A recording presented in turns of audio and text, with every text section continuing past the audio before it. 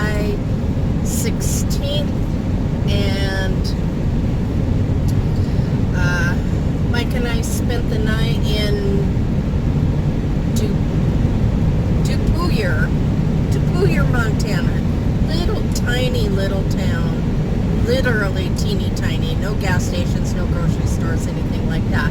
But one of the coolest restaurants slash bars I've been in, called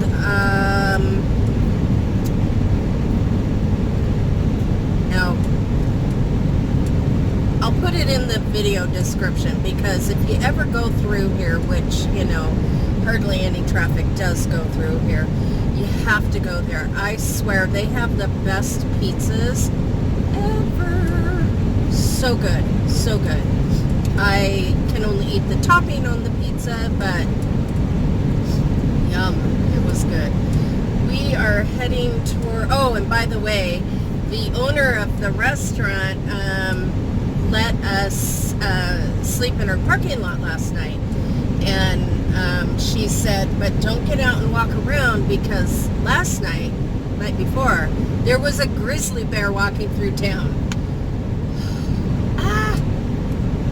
I just can't catch a break.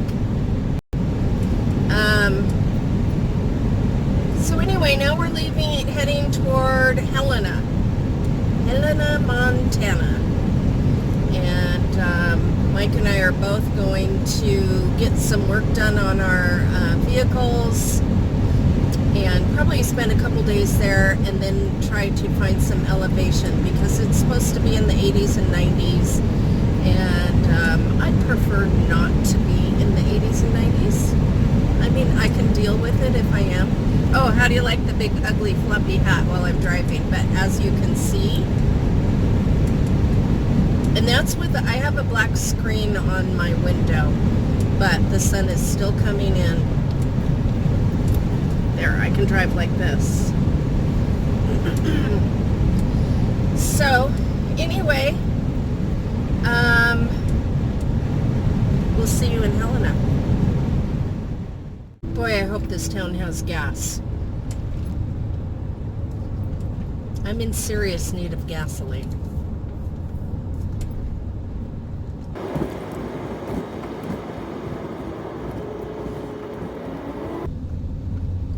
Oh, look up here on the right, there's a dinosaur.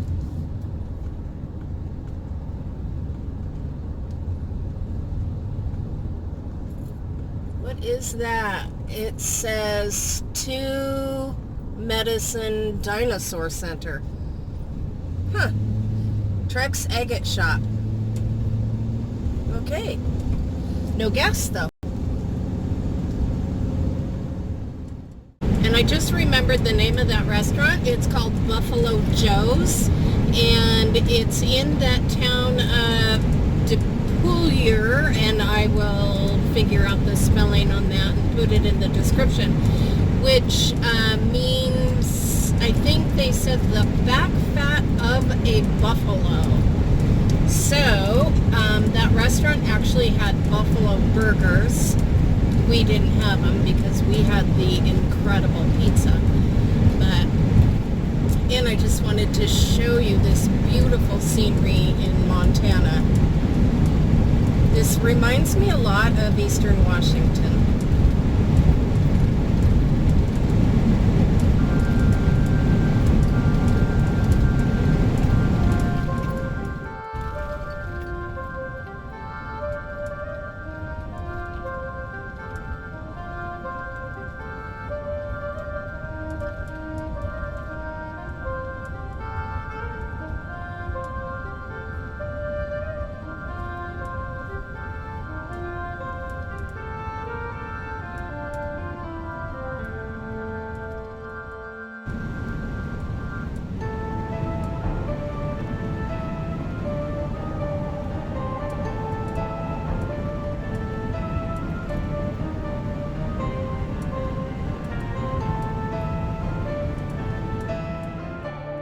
Are at Walmart in Helena, Montana, and we met Sam, who has a Sprinter van that she built herself, and you are not going to believe how awesome it is. And look at this. And she did it herself. So this is a multifunctional bench seat. So it holds my storage for bigger pots and things. It's big enough to hold a bottle of liquor or a bottle of wine, so that was key. And then this is my commode. It's obviously very primitive, just a bucket. But there's lots of extra space and things in here. I keep all my laundry materials down in there. And then in here is my refrigerator freezer. Oh my gosh, what size is this? It's a 62 quart. And 62, this 65. is 2 sections. You have or one. Yeah. So here's the freezer. Oh, literally awesome. It's right in here. And so it makes ice. I've got, I'm in Montana, so I've got that huckleberry ice cream. Oh, okay. Yum. That was key for me. I needed ice and ice cream. Comforts of home. And then my stovetop is just it's just a camp stove run by propane. I did that so that it could be in or out of the van. Obviously if it's nice outside, I'd prefer to be cooking outside. Right. And then all my electrical stuff. This is a little janky. I broke the slide, so this is a little makeshift now. Oh, darn it. That's all right. Oh, it still goes in easy. It goes in unless you've pulled out your neck. If you pull the muscle in your neck, then it's a real pain in the ass. So all my electrical is here. Oh I get that from 2 100-watt panels on my ceiling or my roof. Those are fixed, mounted. And then I also get power from an inverter that is, an isolator that's underneath my seat. So when I drive, I also get power. And that all feeds down into a lithium-ion battery that's like down here, essentially in my garage. And my inverter actually just sits right here. And I plug right into that hole in the wall. And I've got lights fixed up in here. The front and the back are separated so that I can dim the back if I'd like to. That was my latest addition. So yeah, I've got all my water is in here. I've got 6 gallons of fresh and 6 gallons of gray. And then in the back I keep an additional 4 gallons of fresh. I never run out. I usually just fill up either. It's been great out here. There's lots of springs to fill up at. But mostly I just take that thing right in that pump that's in front of the store. I just put it in that thing. What pump? The little, those machines that you put them in, you pay. Oh, right. $4 to fill up the whole thing. Right. Perfect. Yeah. Oh, your home is gorgeous. How long have you been? I've been in it full time since January of 2018. And really have no intention of stopping anytime soon. I'm pretty well equipped for any kind of weather. I've got a little mini Arctic for AC. And this is my furnace, which is a Webasto. It runs off the gas? It runs off it's a diesel, so this vehicle's diesel. Oh, okay. And so it's tapped into the diesel line. It draws a really small amount, super energy efficient, fills this place in no time. And then it runs just like a house furnace. I mean, I can set a timer so that it'll turn on before I get out of bed in the morning or before I get back from a hike. Oh, neat. Or I can just set it at like a temperature to maintain. If it drops before, say, 40 or something, then it'll kick back on. So yeah, this is it. The name of the van is Vandolph. The name of the Vandolph. I love it. Yeah, Vandolph the White. So yeah, this is us. We live in here full time. That's awesome. Yeah. Oh, and then if you want to see where the cat, open that door. There you go. That's where his business is. She keeps kitty litter there. Switching to the pine made a huge difference. It doesn't smell. I don't Really? have to scoop it. No, it goes from those pellets to sawdust. And when I start to see a lot more sawdust where he traipses through, that's when I know it's just time to dump it. Oh, And really? I just dump it. If I'm out in a wooded area, it's completely compostable, so I just take it out and I just disperse it all around. It's just sawdust, essentially. Right. With a little bit of, cat poop in it. Right. Which is also biodegradable. Yeah, so that has been a huge fix for us. Zamboni has a digestive disease, and so last year we went through a series of ton of testing to try and figure out what was wrong with him. And I decided that I was also going to change like pieces of our environment. And when I saw him pulling big pieces of clay out of his paws, I realized that's just going right into his system. Right. And if I put on a mask when I am scooping or changing, that poor guy is like 2 inches away. So Right. so we switched to the pine, and it is like And you like best it? switch ever. Yeah, it's awesome.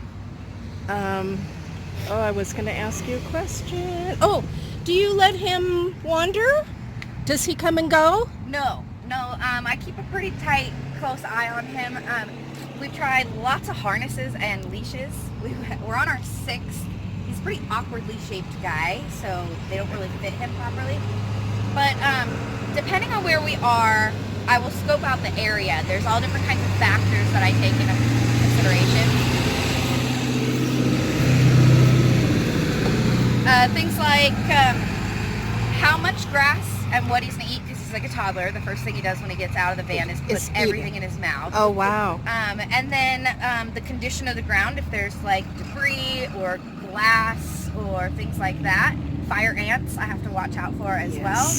And then also predators. He has predators both high and low. So snakes want him, hawks want him. Right. Everybody wants to see him. Coyotes want him, bears want him. So I have to take that in consideration. He knows in national parks, once we're in a park, he knows. Like, the rules are the rules. He stays on his little step. Every once in a while, you'll see a little ear peek out. But I'm maybe a little overprotective. Also, he gets dirty really fast, shockingly enough. Yeah, pure white cat. Yeah, and so like, when we were in the Grand Canyon, we were in this great BLM land, and super dusty there. But it was quiet and we were far away from anybody, so I decided I was going to let him out. I had set up sort of a triangle of things, laundry and my hammock and things like that. So there was sort of a space. The first thing he got out and he just like dipped his whole face in the and dust. Just, like, the whole side of his body was dark brown for like 4 weeks after that. Then I found myself saying really inappropriate things like, "You're not as white as I like you to be." It's just not cool and out of context. Well, thank you, Sam. I appreciate it. This is absolutely lovely. Tell me the year of your van. It's a 2011. It was a cargo van. I bought it in Vegas it was a fleet van.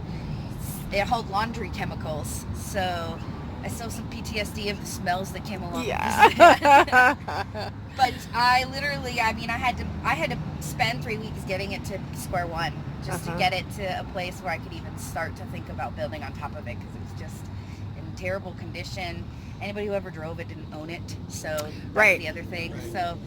So it's kind of like the cat. I got the cat from, I rescued him from some meth heads that were living in a motel, and so, with that comes a few weird quirks from their past, and I can't really identify them, but what I can do is treat them both to the best of my ability, which I 100% consider all 3 of us crew members of this journey. Like, all of us have needs, all of us have requirements to keep going, and if one of us is not functioning, none of us is going anywhere. Right. So when I say things like, "Oh, we're thinking about getting a dog," you're like, "Who?" I'm like, "Me and the cat in the van."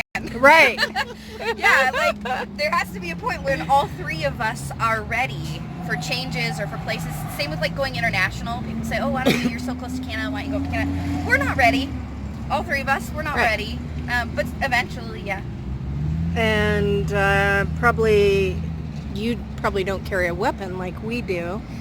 No, I don't carry a firearm. Yeah, and that's why we didn't go to Canada, is because we both have guns. Yeah, well, I have something that's a lot less intimidating. It comes in a little baggie and it's green, and they don't like you to cross the border. Right? Yeah, don't that either. It's kind of the opposite of firearms. But I have a stun gun, and I have a few different types of like knives and forms of self-protection in here. Obviously, I'm sure you get asked the same question all the time. My brain is my number one weapon. Where I am, where I park, who I talk to, who have I told. Especially posting to social media, I often wait a few days after I've left a place to tag myself in that place. Right. So that's my number one safety key, and I've had no issues, not a single issue. Do you make videos or Instagram, or what do you? Both. I have a YouTube and an Instagram. Oh, your YouTube channel. It is SamVanZam. SamVanZam. Z-A-M. Is that all one word? Yep, Okay. it is. Yep. SamVanZam, and I will put a link to that in the video it's so description. Sweet. I would say hi to my friend Doug. Hi, He Doug. loves you. And what's your Instagram channel? Also SamVanZam. SamVanZam. Yep. And Okay. soon there will be a website with a blog. I am blogging about what it's like to date on the road. Oh, okay. You know, Yes. I get asked that all the time, but I don't date, so, you know. The lack of content. Exactly. I have been dating since I left. I've been going on Tinder dates in every state and documenting sort of how they have occurred. Spoiler alert, the men in Montana are terrible. Oh, really? By I'm in far. Montana? Wait a minute. The men from Montana, maybe it should be Okay, more better. specific. Yeah, they have been absolutely, I've never been treated so terribly in my whole life. Oh, really? Yeah, I'm anxious to get out of here to get back on the dating scene. Okay. Well, have fun. Thank you so much. Okay, bye. Bye.